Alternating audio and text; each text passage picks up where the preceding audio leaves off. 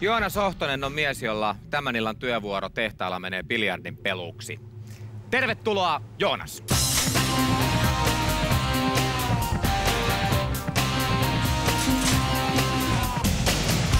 Joonas Ohtonen, tervetuloa. Morjesta.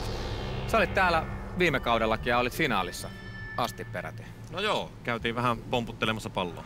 Joo, sä teit 2 ennätystä itse asiassa. Se oli pomppulyönnin korkeus ja sitten se oli pöydän tyhjennys näin pomppulyödä mahdollisimman nopeasti. Joo. Ja siinähän vaan siis lyötiin pallot tästä esteen yli ja kaikki menee pussiin ja otettiin siitä aika. Kyllä.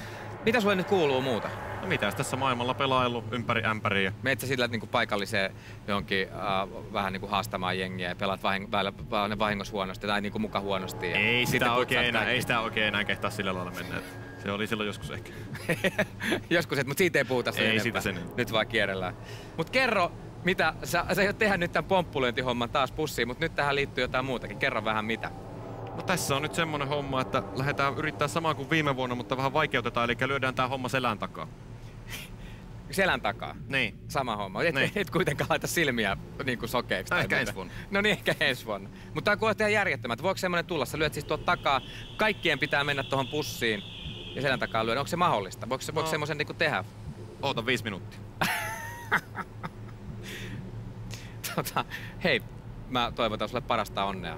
Mun puolesta ole hyvä.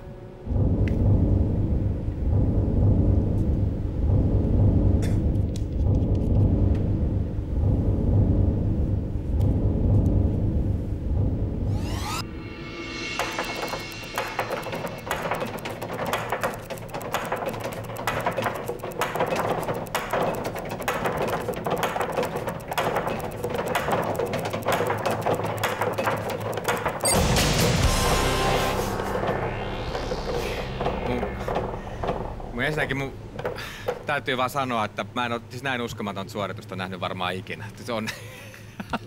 Aika. Mä kerron sulle. Mitä luulet?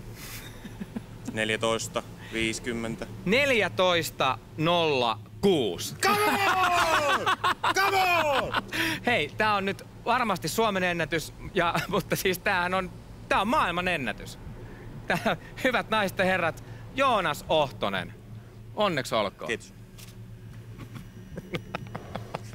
Käsittämätöntä.